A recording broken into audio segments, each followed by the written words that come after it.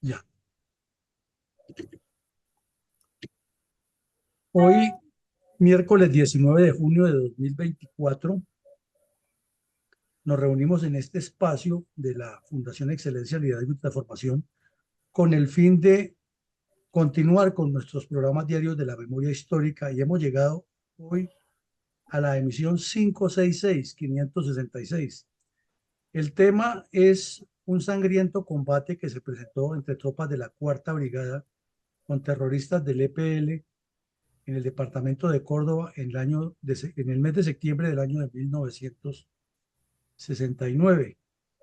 Hemos visto ya varios, en 67, 68, 69, 72, 73, porque infortunadamente este grupo criminal se asentó en esa región y parecería que estuviéramos hablando del mismo combate, pero son hechos diferentes. Entonces, en el día de hoy vamos a hablar de uno específico ocurrido en septiembre de 1969, donde murió un soldado de la Cuarta Brigada y dos terroristas fueron abatidos, pero también hubo otros hechos anexos.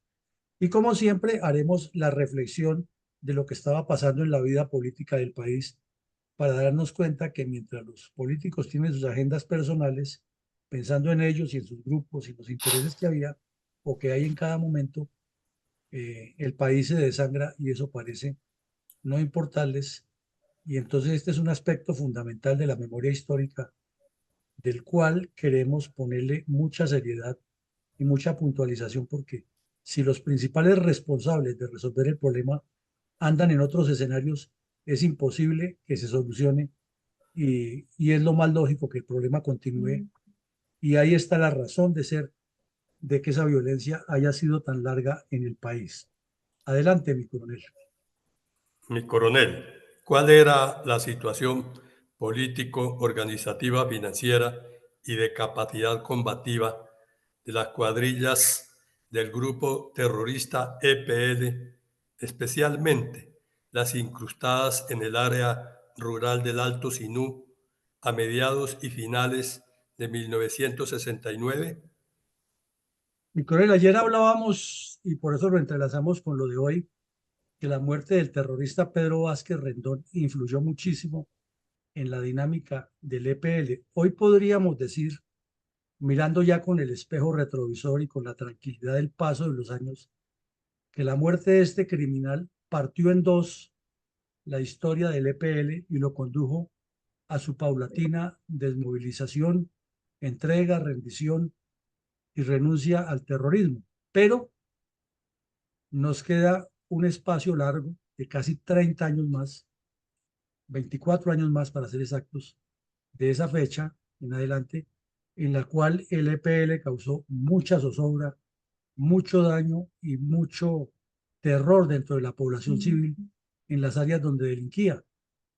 Entonces, el legado de este delincuente, que es el principal fundador del EPL, y con eso hacemos un paréntesis de quienes decían que hasta cuando se dio de baja Raúl Reyes, el ejército había eliminado a un cabecilla principal de un grupo y se volvió repetitivo, y eso no es cierto.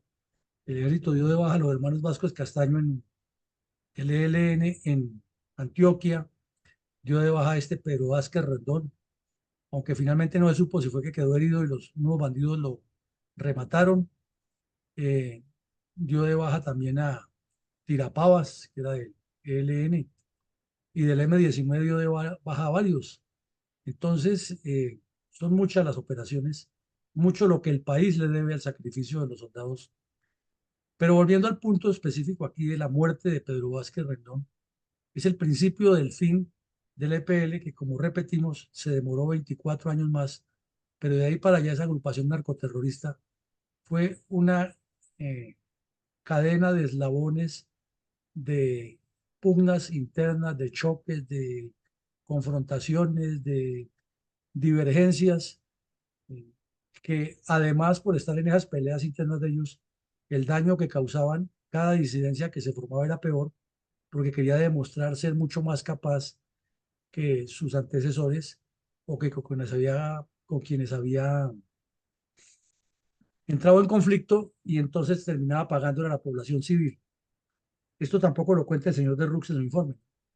O sea, la supuesta verdad del señor de Rux es únicamente legitimar a las FARC, pero no contar la historia de lo que ha pasado. Eh, ya lo dijimos, pero es importante reiterarlo. El apoyo internacional que recibía el EPL inicialmente de China pasó a manos de Albania, ya no con la misma intensidad, y poco a poco se fue diluyendo ese apoyo internacional, pero se fue multiplicando la acción criminal del EPL en Colombia. Entonces no hubo finquero, no hubo ganadero, no hubo comerciante, no hubo transportador, no hubo emprendedor que no fuera extorsionado, asesinado o secuestrado por el EPL en esa época. Y esto es importante retrotraerlo aquí porque ya el país, si no se acuerdan del M-19, mucho menos del EPL. Y este grupo fue igual de asesino, igual de peligroso que las FARC, pero también igual de olvidado que el M-19. Lo decíamos también ayer y lo reiteramos hoy, en la zona de Urabá se comenzaron a presentar conflictos por el control de los sindicatos y en la zona del noroccidente de Córdoba por el control del territorio sobre los llanos del Tigre, los llanos de las llanuras de San Jorge, la salida hacia Puerto Libertador, lo que se llama el Alto Sinú y las serranías de Ayapel y Avive. Toda esa zona la quería controlar el EPL, pero las FARC también llegaron allí y hubo problemas que más tarde, 24 años después de la muerte del terrorista Vázquez Rendón, se tradujeron en la limpieza que hizo las FARC en asocio con la UP para acabar con el movimiento Esperanza, Paz y Libertad, que fue el que constituyeron los desmovilizados del EPL. O sea, los mismos que ha creado el señor Pedro Vázquez Rendón. A lo largo de todo este periodo venían presentándose deserciones. El EPL siempre tuvo ese problema y de hecho el terrorista León Valencia, que es analista, especialista y moralista de los temas de la violencia en Colombia, él fue del EPL, luego se pasó al ELN, luego se volvió a pasar al EPL y fundó una agrupación nueva que llamaba Corriente de Renovación Socialista y era la dinámica, ¿no? Era esa permanente dinámica que había entre los miembros del EPL de estar formando disidencias y crear nuevos grupos. Y cuando se unieron con el ELN hicieron lo mismo. Y ahí fue cuando el cura Pérez tomó medidas radicales y ordenó limpiar también todo el que no estuviera con ellos o que se fuera o lo eliminaban. Y eso también causó otros problemas internos con los bandidos del EPL. Ya lo decíamos también ayer que hubo un incremento fuerte de secuestros y extorsiones en Urabá y Córdoba por las razones que ya explicamos de la falta de recursos chinos. Sin embargo, seguían a rajatabla la línea ideológica del Partido Comunista Chino, sin que les enviaran finanzas, porque después de que Mao dio la vuelta al ejercicio, entonces los dejó solos, pero ellos aquí ya estaban constituidos como una banda delictiva, una banda criminal, un grupo dedicado inicialmente al secuestro, a la extorsión, al boleteo, al chantaje, al atraco a mano armada, y luego para esa época comenzaron a aparecer los primeros indicios de relaciones con el narcotráfico y naturalmente ninguno de esos grupos criminales iba a quedar por fuera de semejante negocio tan lujoso, tan lucrativo. Hubo un desdoblamiento de cuadrillas, el EPL creció rápido, fue una de las cuadrillas que, o de los grupos terroristas que más rápido creció. Llegaron a tener gente hasta en el Putumayo. Allá estuvo la cuadrilla Aldemar Londoño. Aldemar Londoño ha sido un médico del centro del Valle del Cauca, comunista hasta los tuétanos, que se metió desde el principio en todos estos movimientos terroristas y fue varias veces capturado por la policía, pero lo dejaban libre, hasta que al fin terminó encuadrullado y murió en combate y entonces en memoria de él crearon una cuadrilla por allí en el Putumayo. Pero aparecieron con mucha fuerza en el norte de Santander y Bucaramanga porque tenían cercanías con la Universidad Industrial de Santander, con la USO y con núcleos urbanos que estaban formando especialmente en Barranca Bermeja y Sabana Torres. Y además de eso, estaban haciendo un gran trabajo de reclutamiento de obreros universitarios, y lo explicábamos ayer, que es increíble que en medio de todas esas pugnacidades, igual que pasaba con el ELN, que se hacía público los fusilamientos internos, los crímenes que cometían, las pugnas que tenían. Sin embargo, a pesar de que todos se conocían en el entorno académico y en el entorno de los medios de comunicación, y que en ese tiempo la gente leía más los periódicos, era más, y era noticia en los medios de comunicación. Y cuando se montaba en transporte urbano, los conductores tenían ahí puesto el radio y se escuchaban las noticias permanentemente. O sea, se mantenía muy informado realmente en el país de lo que estaba pasando con los grupos terroristas al interior y lo que estaban haciendo. Y sin embargo, tenían la habilidad de reclutar a muchos estudiantes universitarios que llegaban a los grupos terroristas convencidos de que ellos iban a llevarle la solución y a la revolución, y cuando estaban adentro terminaban metidos en esa vorágine de violencia. Y el EPL no fue la excepción. Adelante, mi coronel. Mi coronel, ¿cómo ocurrió la captura de dos terroristas del EPL en límites de Antioquia y Córdoba el 17 de septiembre? ¿Y cómo inició este hecho? ¿Cómo incidió este hecho en el sangriento combate de tropas de la Cuarta Brigada contra terroristas del EPL en el lugar ya referido 2 días después? Mi coronel, este tema es bien interesante. Resulta que hablamos de que estos grupos estaban desdoblando, o sea, estaban abriendo zonas, y el trabajo era, dijéramos en términos generales, muy sencillo, pero en la práctica, pues obvio, de mucha dedicación. Consistía en que, siguiendo la línea del Partido Comunista, que la había aprendido muy bien Pedro Vázquez Rendón cuando creó la República Independiente del Pato, y duró 12 años estructurando ese grupo allá, para luego tener la pelea que vimos ayer y que se separó del Partido Comunista y se pasó a la línea china. El Partido Comunista es prosoviético. Eh, Él tenía ya toda esa experiencia y formó una escuela de entrenamiento de multiplicadores político-militares de la proyección del comunismo armado en la región o en las diferentes regiones. Y como tenía estudiantes y amigos o grupos de obreros, de sindicatos que iban localizando, pues iban haciendo lo que ellos llaman abrir zonas. Entonces ya se han desplazado hacia el oriente, nororiente de Antioquia, en la zona del Bajo Cauca, por una razón muy sencilla que todos la sabemos. En el Bajo Cauca y el nordeste antioqueño hay muchas minas artesanales de oro que generan recursos, y además hay compañías mineras formales que explotan también el oro y otros productos, pero fundamentalmente el oro en esa región. Entonces allí abrieron zona, y el ejército pues obviamente se enteró de que había zona, llegaron a buscarlos. Y en una operación de esas, en un combate de encuentro, resultó herido un sargento del ejército, pero en la persecución los soldados capturaron a dos terroristas, y los terroristas confesaron que pertenecían a la cuadrilla de alias Galo, que era el segundo o tercero de la cuadrilla, era tan importante como los otros, y era un sujeto de formación profesional y además de amplia formación comunista. También había pertenecido al Partido Comunista prosoviético y luego se ha pasado al prochino. Entonces, con la captura de ese par de bandidos, se determinaron una gran cantidad de informaciones de lo que había en el Alto Sinú, y se hicieron los análisis, y era tan importante la información que inmediatamente el batallón La Popa, que en ese tiempo tenía la sede en Montería, no en Valledupar, organizó una operación para buscar estos bandidos, o la información que han dado los dos bandidos capturados, y por eso se presentó el enfrentamiento del que estamos hablando hoy.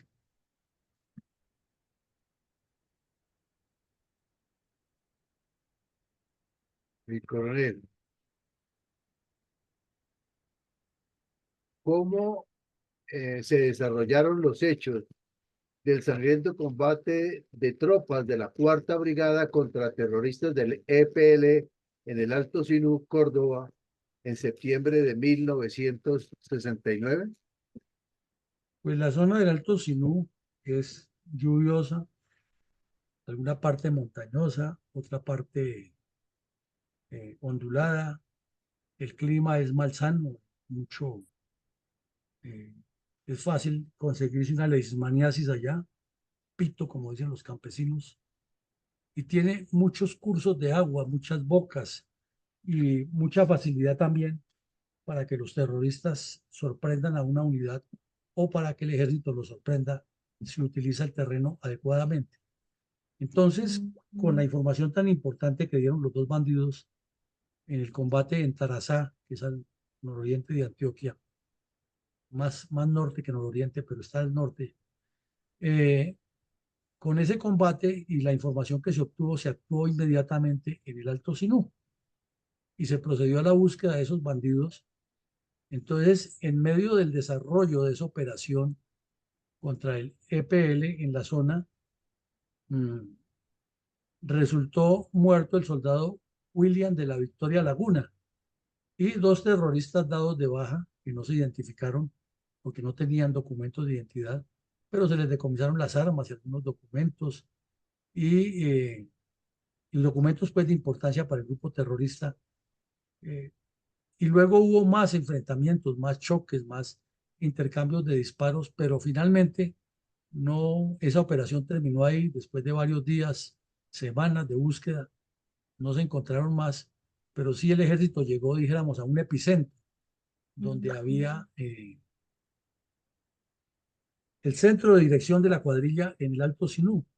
Y pues ahí mismo era la zona donde había caído el delincuente Pedro Vázquez Rendón y era la zona donde se movían, era como la especie de Casa Verde o Uribe Meta de las FARC en su momento. Aquí también estaba pasando lo mismo. Entonces, pues fueron muchas las cosas que se encontraron, campamentos transitorios, trampas explosivas, caletas, sobre todo con alimentos, pero finalmente no hubo más muertos ni heridos. Sin embargo, el combate fue muy fuerte, muy duro, y para la época el ejército no contaba con el apoyo helicoportado ni el apoyo de fuego de la Fuerza Aérea. Entonces fue a pura infantería, a puras tropas de combate y con fusiles M1, porque ni siquiera existían los G3, que eran los fusiles de peine de 8 cartuchos que limitaban más la capacidad de combate, y unas ametralladoras viejas Browning 762 que se recalentaba el cañón y tocaba hacerle cambio de cañón y cuadrarla con una cosa que llamaban las galgas, o si no la ametralladora no quedaba funcionando. Era todo un proceso, pero era lo que teníamos en esa época y con esa época y con esos medios también el ejército ganó la guerra. Adelante, mi coronel. Mi coronel, mientras, ¿cuáles fueron las razones para que el ministro de Defensa, general Gerardo Ayerbe Chaus, fuera al Congreso de la República acompañado por varios generales a reclamar que no se hicieran recortes presupuestales a las fuerzas militares en contrasentido con lo que estaba sucediendo con las cuadrillas de bandoleros en diferentes lugares del país? Pues esta es una de las pruebas, de las tantas pruebas que hemos dado aquí, en que la realidad del orden público y de la violencia va en un sentido, por un lado, y la realidad que manejan los dirigentes políticos es otra. Estábamos al término del tercero de 4 periodos del Frente Nacional y ya el país estaba preocupado, era si definitivamente era Pastrana, quien se sabía como desde 10 años antes que iba a ser el presidente en ese turno, o si era que el general Rojas Pinilla iba a ganar las elecciones con la NAPO y entonces perdían los liberales y conservadores ese pacto y era lo que les preocupaba.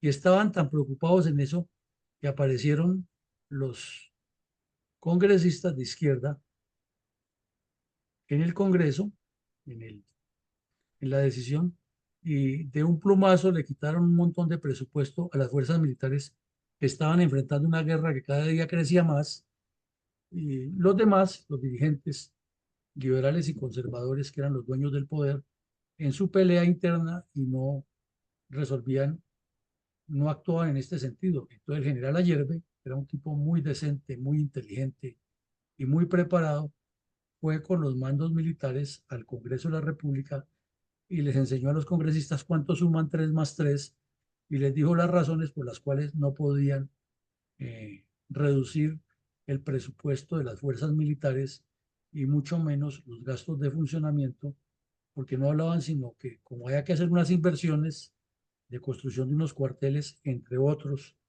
para la época del cuartel del batallón La Popa, que lo estaban eh, iniciando en Valledupar. Ese era uno de los cuarteles que había que construir. Había que ampliar otras unidades, había que construir alojamientos de tropa en varios batallones, había que hacer un mantenimiento grande. Todo eso lo querían suprimir porque a unos politiqueros se les ocurrió que había mucho gasto en defensa, en el sector defensa.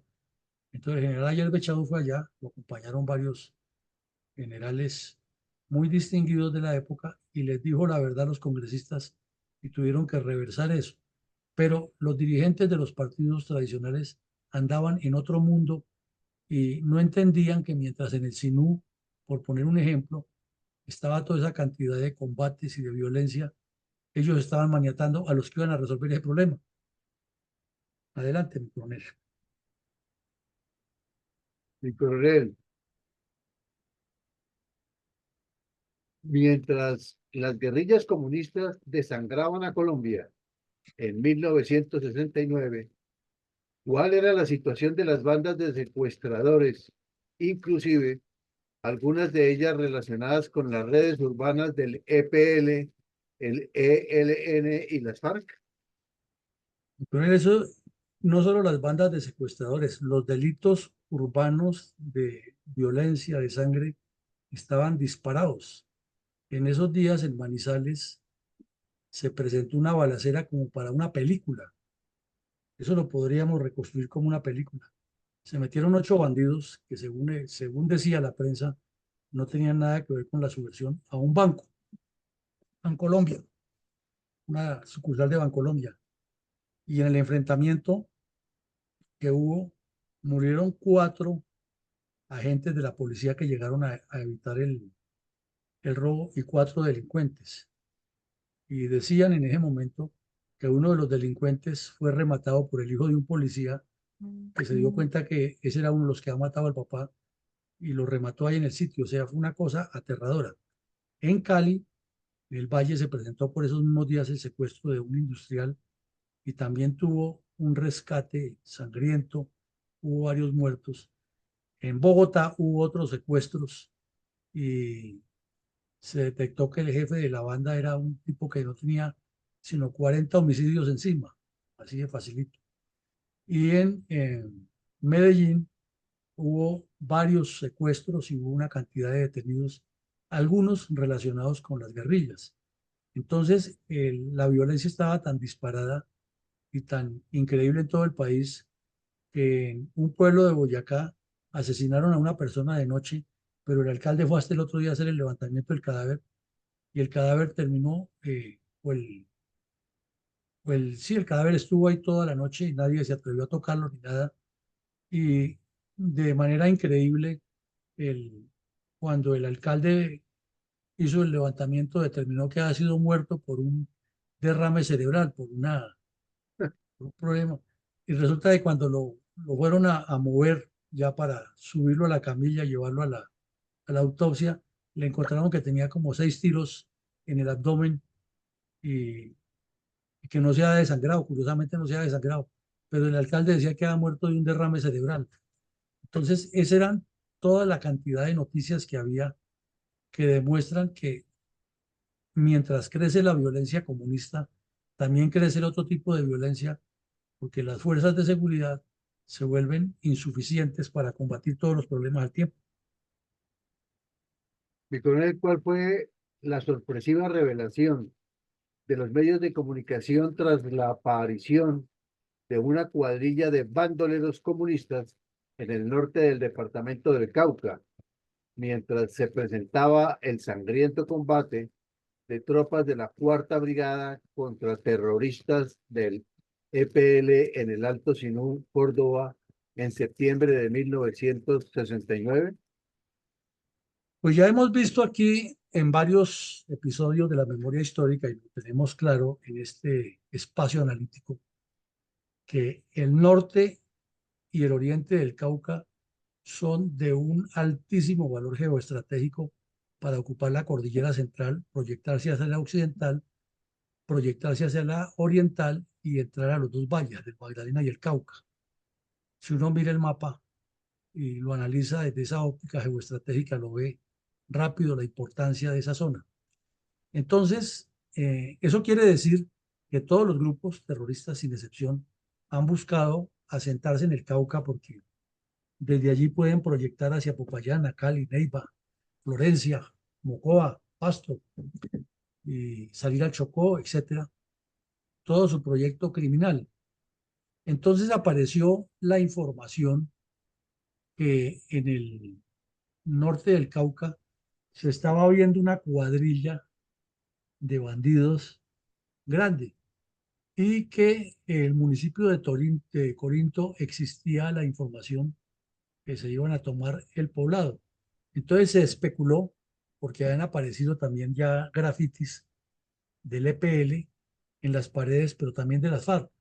Se especuló que era que se habían hecho una unión o que estaban ahí cerquita o que había algo raro. Lo cierto es que en esa zona había estado Ciro Trujillo con la República Independiente de Río Chiquito. Ciro Frijo había otorgado parcelas y el Partido Comunista ejercía un control en la zona. Entonces había la duda si eran del EPL o de las FARC. Pues finalmente ya con el paso del tiempo se vino a establecer que era la sexta cuadrilla de las FARC bajo la dirección de Pascuas, Sargento Pascuas, que se estaba formando, y que lo que allí existía eran universitarios de Cali que iban hasta Corinto, que es muy cerca, y pintaban grafitis y toda esa cosa. Pero por el momento, pues se tenía la duda. Lo que quedó claro es que en los años 60 hubo dos bandidos de esos liberales que se volvieron comunistas, muy conocidos por su acción criminal, su capacidad morbosa para asesinar gente. El uno le decían Tijeras y el otro le decían Aguililla. Inclusive a ese Aguililla se indica de que fue el que asesinó al jefe del MOEC cuando se movió a Cali, y que trató de formar zona precisamente en el norte del Cauca, el MOEC, antes de que llegaran las FARC. Y el tal Aguililla, que era el jefe de una banda de criminales de esos, lo asesinó. Entonces, después comenzó a actuar en esa zona un tal Tijeras, que era otro bandido de 7 suelas, que terminó siendo miembro de las FARC, y lo daban por muerto. Y aquí en este grupo, los campesinos informaron que lo habían visto en esa cuadrilla. Entonces, hubo muchos patrullajes por tierra y la Fuerza Aérea también envió aviones de reconocimiento, pero no se localizó la cuadrilla físicamente, sino toda era la información que daban los habitantes de la región.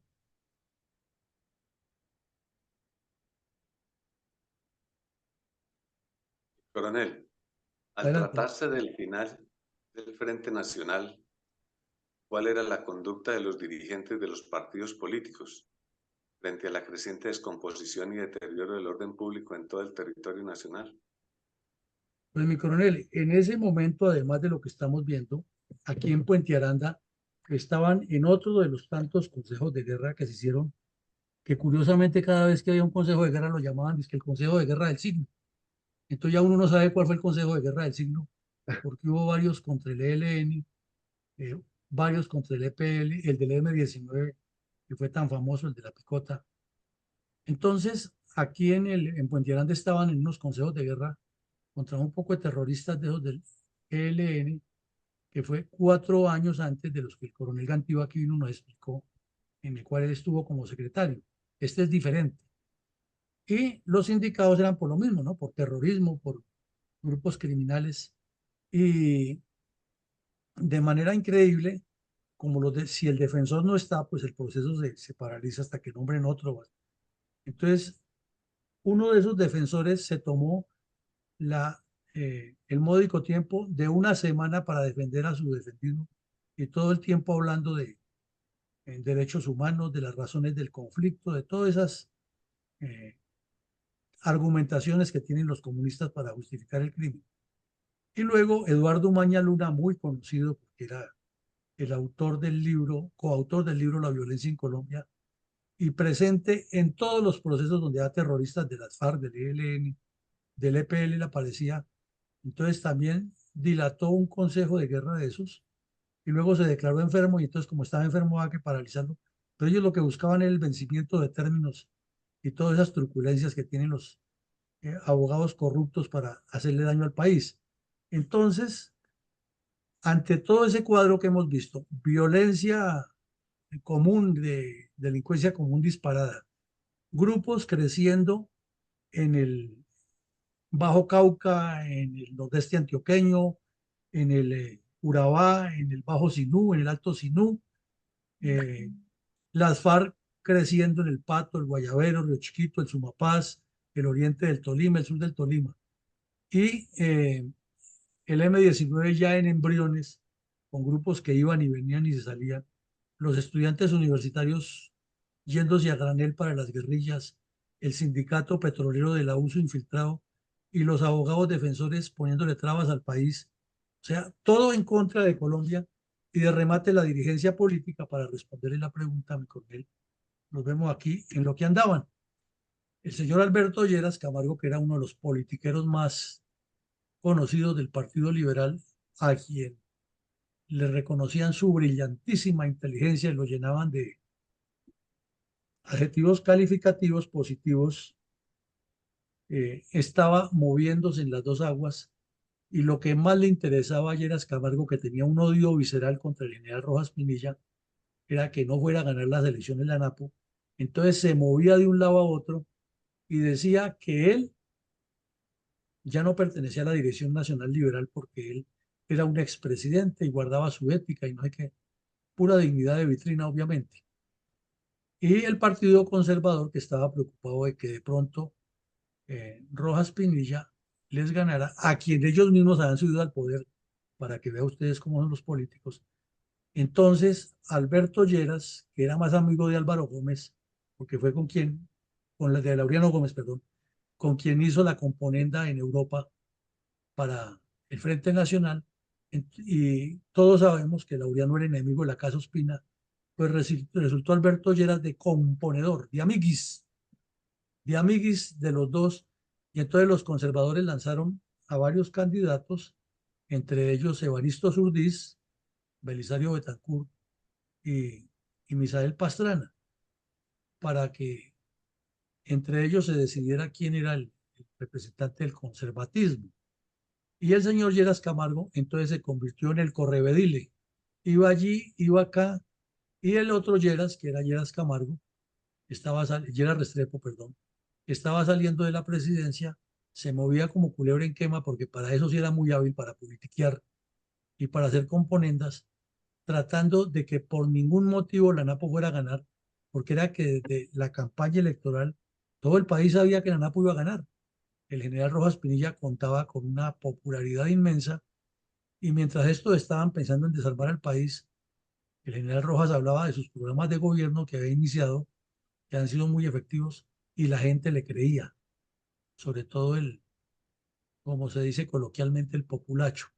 Entonces, el país desangrándose, como vemos aquí, y los politiqueros haciendo componendas de aquí a allá, y se volvió muy común estas dos cartas que le envió el Directorio Nacional Liberal, tanto a Lleras Camargo exaltándolo como el non plus ultra de la política colombiana y pidiéndolo que con su capacidad conciliadora, o sea, dicho en términos coloquiales de componendas, fuera y arreglara con el Partido Conservador. Y al Partido Conservador le ofrecían todas las garantías de que el Partido Liberal garantizaría como fuera que se terminaría puntualmente el Frente Nacional y que ellos tendrían sus 4 años como correspondían. Y apareció el señor Pastrana, el papá de Andrés Pastrana, con una frase de esas bien curiosas. Es que yo soy amigo de la continuidad renovadora.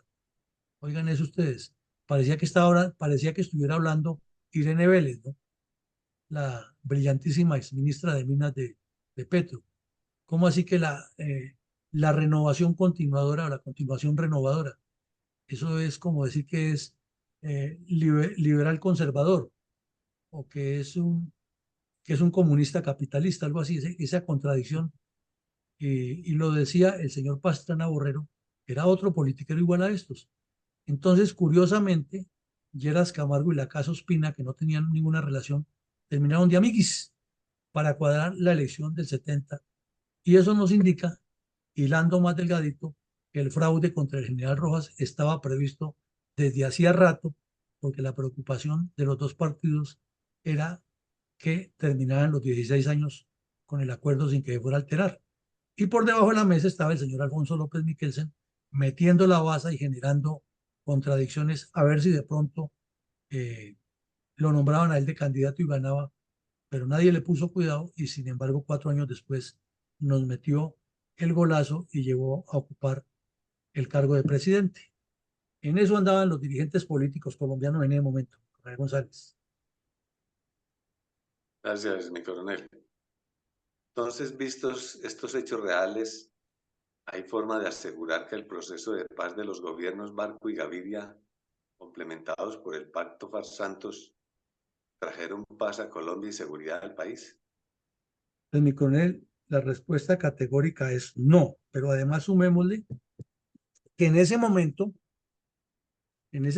descaradamente, la narcodictadura cubana, por medio de su cabecilla Fidel Castro, dijo en la Asamblea de la ONU, que era un espectáculo cada vez que ese bandido iba allá a la Asamblea, eso era prensa para acá, prensa para allá, hasta el New York Times iba a visitarlo en el hotel que se quedaba ahí en la Quinta Avenida en Manhattan y lo entrevistaban.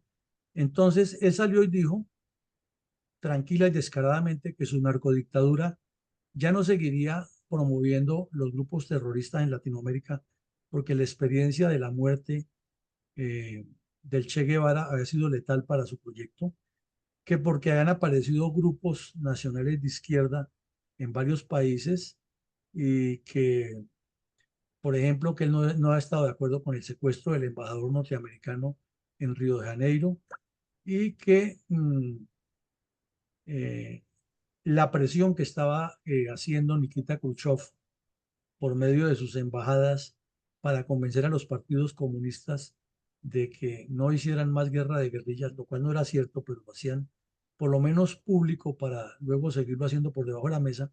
Entonces, que por esas 3 razones, él como narcodictador cubano ya no apoyaría más el terrorismo y lo dijo en la Asamblea de la ONU y no pasó nada. Entonces, démonos cuenta que el problema no era solamente interno, sino externo. Eso para decirle, mi coronel, que la narcodictadura cubana no solo promueve el terrorismo, sino que es la que promueve los diálogos. O sea, con cara gano yo, con sello pierde usted, y aquí estamos todos abrazaditos.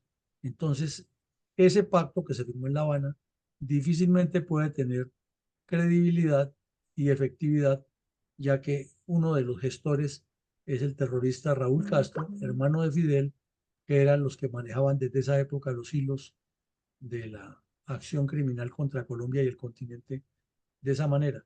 Luego, pues el pacto que hizo Barco y Gaviria con el EPL nos demuestra que ni el narcotráfico ni la violencia desaparecieron en esas zonas, que muchos de los terroristas del EPL que estaban acostumbrados a cambiar de bando como cambiar de camiseta un deportista, entonces ahora terminaron metidos en los mal llamados paramilitares y la violencia se multiplicó.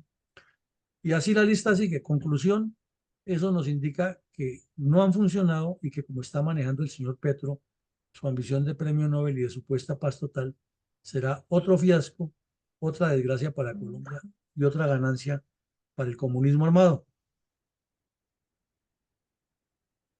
Coronel, escuchemos con reverencia un minuto de silencio en memoria de todas las víctimas del narcoterrorismo comunista contra Colombia, en particular de los miles de asesinatos ordenados por cabecillas de grupos bandoleros y luego narcoterroristas, en del Partido Comunista y otras agrupaciones políticas.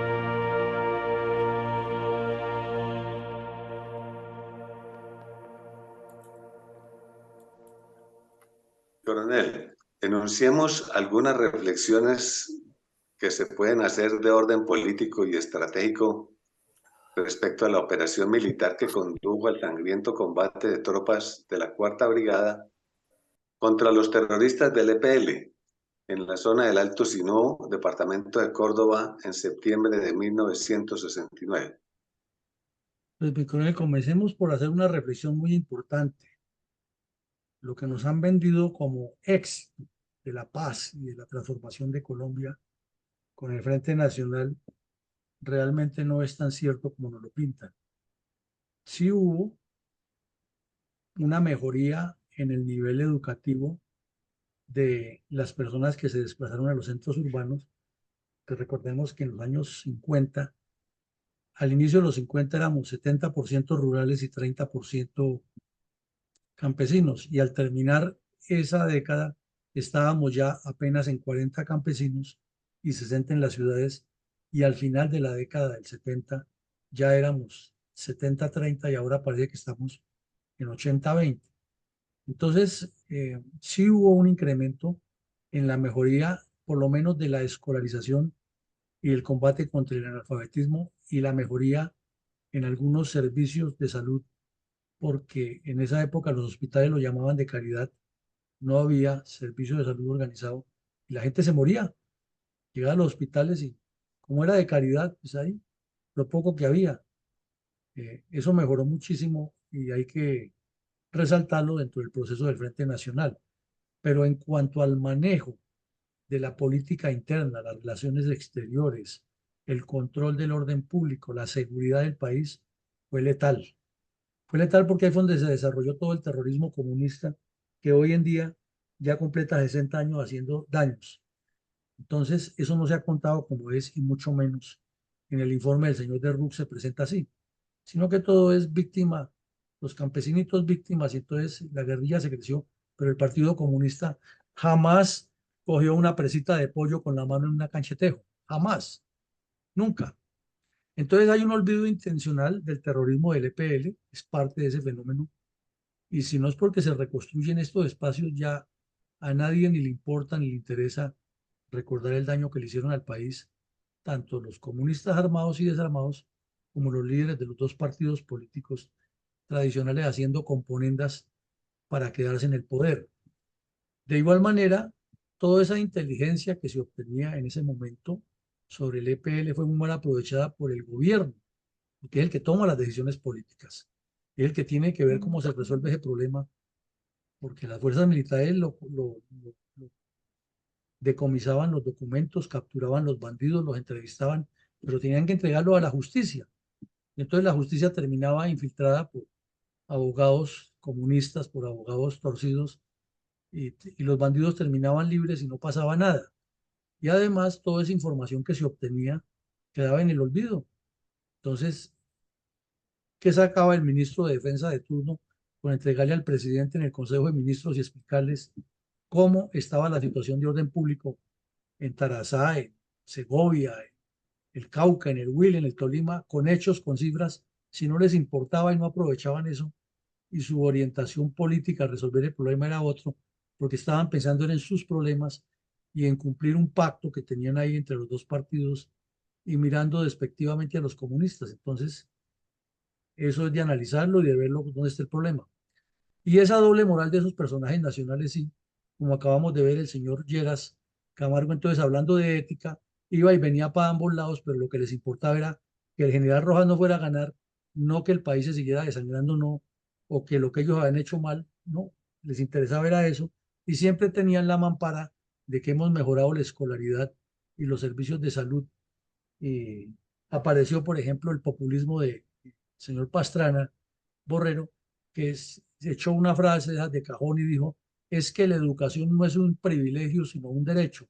Y para demostrarles eso, les pongo a un joven de 24 años que sea ministro de Educación, y llegó Luis Carlos Galán, recién salido de la universidad, sin ninguna experiencia administrativa, ni conocimiento de estrategia, ni nada, y de una vez ministro de Educación. Y la respuesta de los educadores fue un paro de 3 meses, el más largo que ha habido en la historia del país, de los educadores, porque llegó a imponer lo que no tenía ni siquiera conocimiento y chocó con todos esos sindicatos y con toda esa estructura que tenían. Y luego terminó politiqueando para ser candidato a la presidencia y casi es presidente. Al país se le olvida y desconoce todas esas realidades. El EPL había tenido la línea china, luego pasó a la albana, lo cual quiere decir que cuando se hizo la paz con ellos, igual que con las FARC, la supuesta paz que se firmó en La Habana, y ahora la que está con el ELN, si se llega a firmar algo, volvemos a lo mismo de siempre. Y la responsabilidad de esos países que deberían resarcir a Colombia los daños que causaron los terroristas que ellos orientaban, ¿por qué no aparece? ¿Por qué en el pacto de La Habana no se firma y dice, bueno, las FARC eran financiadas por Hugo Chávez, entonces Venezuela tiene que ir a un tribunal internacional y pagarle a Colombia todos los daños que hicieron las FARC? Nada, ni siquiera los mencionan de que estaban metidos ahí. Lo mismo la narcodictadura de Rafael Correa en el Ecuador y la de Cuba. Entonces, aquí pasa lo mismo con el EPL. Se desmovilizó, y cuando China respondió por eso, y además hubo la estupidez funcional del señor Duque, que fue dizque al monumento de los comunistas chinos que han asesinado soldados en Corea, soldados colombianos, dizque a rendirle pleitesía y homenaje. Es que la ignorancia es total, el desconocimiento de lo que nos pasa es total, y los asesores oportunistas, lo único que interesaba era que vieran a Duque con Xi Jinping. Y Xi Jinping, que ahí sabía lo que estaba haciendo, pues lo estaba manipulando. Ahora imagínese Petro, que colocó un bandido del EPL de esa época de embajador en China. O sea, allá debe estar feliz, agradecido porque lo apoyaban, y ya le deben tener hasta monumento allá, ¿no? Secuestros, extorsión, abigeato, contrabando, narcotráfico, atraco a mano armada, etcétera, eran el pan de día, el pan nuestro de cada día en esa época, pero los dirigentes políticos estaban pensando era en cómo evitar que el general Rojas volviera al poder. Entonces, si uno revisa, el Frente Nacional fue para opacar al general Rojas, el comienzo, y el final del Frente Nacional fue toda la componenda que tocaba hacer para evitar que Rojas volviera al poder. En eso se podría resumir la realidad, mientras el país estaba navegando en violencia, delincuencia, terrorismo, crecimiento de los grupos armados, y la disculpa de los politiqueros era que estaban mejorando la educación, y la prueba era que han colocado a un joven ministro a que transformara la educación en Colombia. Eh, el estricto seguimiento del Partido Comunista Chino y las pugnas con otros grupos se mantuvo por muchos años y se mantiene hoy todavía. Y ellos eran los que crearon la palabra mamertos, que está mal utilizada hoy en día. El EPL y el ELN llamaban mamertos a quienes no asumían la línea directa de la guerra y quienes acudían a la combinación de las formas de lucha con la politiquería, porque decían que estaban haciendo exactamente lo mismo que hacía el señor Pastrana, señora Espinosa Valderrama, Lleras Restrepo, Lleras Camargo y Belisario Betancur, todos esos que ellos nos llamaban manzanillos de la época. Ese desdoblamiento de las cuadrillas mediante el terrorismo y el trabajo político sistemático en las regiones es lo que hizo crecer a todos los grupos, incluido el EPL, pero la dirigencia política nunca lo interpretó así. En el Congreso de la República jamás se legisló pensando con visión estratégica, sino como sigue todavía existiendo, que lo escuchamos a diario. La propuesta del senador tal, y salen con unas propuestas que eso hasta ridículo, que declarar monumento nacional la estatua que hay en el pueblo de no sé qué, y con eso el senador va y dice en la región, hice eso. No estamos diciendo que no lo declare monumento nacional si requiere y lo merece. Claro que sí, pero eso déjeselo al Ministerio de Cultura o al de Educación, que hagan un decreto y listo. Pero ¿qué hace el Congreso de la República perdiendo tiempo en esos debates? Y otros que son que a veces dan es como risa y rabia al tiempo de las estupideces que presentan en el Congreso y se desgastan en eso y no en los problemas nacionales ni en proyectos transformadores. Entonces, mientras las cuadrillas crecen y desarrollan en las zonas, quienes deben legislar para que esas zonas mejoren están en otras cosas. Todo eso, como siempre, nos lleva a la conclusión que hemos venido trayendo ya hace varios episodios de este seminario permanente, es que a ese ritmo las negociaciones de Petro con el ELN y las FARC van a ser más de lo mismo y los ganadores van a ser todos estos bandidos y Colombia, infortunadamente, tiende a continuar inmersa en esa violencia per se. Adelante, mi coronel. Sí, mi coronel. ¿Cómo no? Reflexión al episodio 566 de Fundel. Hoy miércoles 19 de junio de 2024, donde se presentó el sangriento combate de la Cuarta Brigada contra el EPL en Córdoba en septiembre de 1969. Objetivo Colombia. Decíamos en la reflexión del episodio 556 de Fundel del día viernes 31 de mayo de este año, que el grupo terrorista EPL fue fundado en 1967 y que su zona primigenia de concentración era la región del Catatumbo, en donde mantuvieron una confrontación, o mantuvo el grupo terrorista una confrontación con el también grupo terrorista del ELN por el control territorial. De inclinación inicialmente maoísta, como lo ha dicho mi coronel Villamarín, y lo ha demostrado como brazo armado del Partido Comunista de Colombia, y luego vira hacia el marxismo-leninista. De igual manera, y como queda demostrado en el desarrollo de este episodio y de los anteriores, que las fuerzas militares y de policía son las instituciones mejor formadas en el cumplimiento de la misión para la cual constitucionalmente fueron creadas.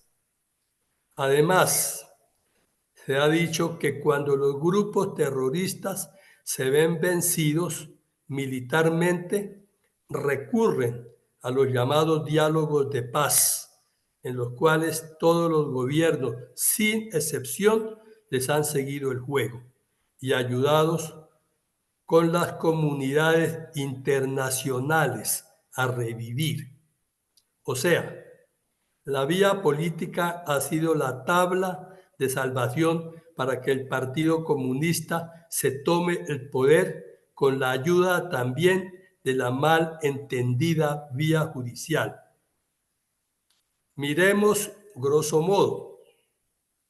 Explicábamos en el episodio 563 del día jueves 13 de junio, Ogaño, que uno de los delitos políticos es el de la rebelión y que por ello ningún otro delito debería llevarse a la mesa de negociaciones, pero resulta que esta caterva de organizaciones bandoleras del ELN, EPL, FARC, M19, ADO y demás han violado casi todos los delitos tipificados en el Código Penal colombiano, y todo el entresijo politiquero ha cohonestado para que junto a los delitos de rebelión, asonada y sedición no se penalicen los otros, pero además que por ello, es decir, por los delitos políticos, solo deban responder sus cabecillas. Más claro, en la comisión de un delito concurren, entre otros actores y factores, lo siguiente: debe de haber un móvil, un actor intelectual o determinador, un actor material y el iter criminis, o sea, el camino hacia el delito, proceso de desarrollo, etapas que poseen desde el momento en que se idea la comisión de un delito hasta que se consuma. Y un factor más, el cómo evitar ir a la cárcel después de la comisión del delito. Esto es lo que han calculado muy bien los delincuentes terroristas, y para ellos infiltran las instituciones jurídicas a través de algunos de sus operadores. También infiltran las instituciones políticas nacionales e internacionales.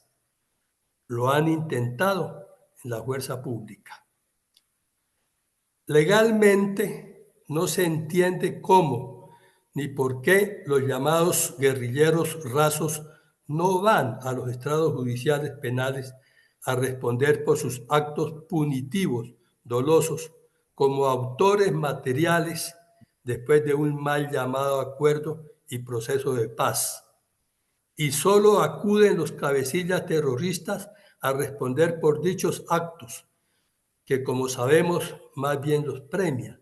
Y si acaso salen condenados, sus penas son irrisorias con la creación de la tal llamada Justicia Especial para la Paz. Es decir, la antilógica de la justicia, por no existir bajo ese pseudológica un autor material. Pues un delito que no tenga autor material, pues no es delito. Y en este absurdo jurídico están involucrados todos, sin excepción, quienes participan de él. A contrario sensu, la JEP llama a responder por cualquier supuesto delito a subalternos de un comandante que también supuestamente pudo haber emitido una orden no tan clara, y por ese hecho el subalterno haya incurrido en tal o cual delito. Absurdo bajo todo punto de vista legal y constitucionalmente, pues doctrinariamente y a la luz del derecho internacional humanitario, el comandante debe responder solo cuando la orden no es clara, ni precisa, ni concisa, ni lógica, ni oportuna o con violación de reglamento. Más claro, es como si los grupos terroristas fueran una institución legal y la fuerza pública estuviera en la ilegalidad. Lo peligroso de este comportamiento social, en donde interesa más la ley que la justicia, es que el país lo están desmoronando y entregándolo a las mesnadas terroristas del comunismo, y de estos son responsables en primera instancia las castas políticas de Colombia, después la comunidad internacional que de tiempo atrás ha avalado este comportamiento y estos procesos llamados de paz, y de contera la Iglesia Católica que guarda silencio, y en última instancia la sociedad resignada con todas sus instituciones. Es por eso que Fundel, a lo largo de estos episodios, muestra la verdad de esta hecatombe, expresa su sentimiento patrio y propone el renacer de un nuevo partido político cimentado en la seguridad, el desarrollo y la ética. Mi reflexión, gracias y feliz día. Bueno, gracias, mi coronel. El general Gabriel Puyana García tenía una frase que decía a menudo en los escenarios académicos de las fuerzas militares cuando lo invitaban a disertar. Decía, el Partido Liberal y el Partido Conservador son las alas de un cuervo que se ha devorado a Colombia toda la vida. Y lo vamos a ver en la actualidad y es absolutamente lógico lo que decía el general Puyana aplicado a lo actual. El país desangrándose, el país comprometido en mil problemas de violencia, inseguridad, abandono, subdesarrollo, pobreza, miseria, etcétera. Y estos jóvenes dirigentes de los partidos tradicionales en la lucha y la pugnacidad porque se vaya Petro para recobrar ellos el poder. No porque Petro lo esté haciendo mal o bien, no, sino por recobrar ellos el poder para distribuirse toda esa torta. Y era igual, absolutamente igual en ese tiempo. Ahí vemos y lo hemos demostrado con creces aquí en muchos episodios de la memoria histórica. El Frente Nacional nace como consecuencia del deseo de opacar el gobierno militar de Rojas Pinilla y termina su periodo de 16 años de Frente Nacional empeñado en que el general Rojas Pinilla no volviera al poder. Eso era lo que más les interesaba, no en resolver los problemas graves del país, y ahí tenemos las consecuencias. Y como usted lo describe, mi coronel, pues cuando no hay políticas claras, la justicia cojea, porque la justicia es parte de la política del Estado. Todo esto, esa larga disertación que usted nos hace acerca de la connivencia de la JEP con los terroristas, de la connivencia de los jueces de la República, la legitimación del delito, porque si no hay capturados, si no hay sindicados, pues no hay delito. Así de sencillo. Ahí es un comentario sobre lo que pudo ser un delito según esa versión. Y eso es lo que nos está pasando y nos ha pasado. Por eso el país requiere cambiar de fondo la política, pero no es con los mismos de siempre, ni tampoco con lenguaraces y habladores, sino con una estrategia, con un partido serio que tenga una visión de Estado y que tenga proyectos claros por desarrollar. Esto es largo, seguiremos analizándolo. Mañana tendremos otro episodio de la memoria histórica, el 567, e invitamos a toda la audiencia a que entre a la página web de la Fundación y busque los episodios de la memoria histórica y se siga nutriendo porque es muchas las realidades que aquí hemos contado y que el país desconoce. Feliz día para todos, que Dios nos siga protegiendo y nos siga iluminando. Gracias y feliz día Gracias, para mi todos. coronel. Feliz día.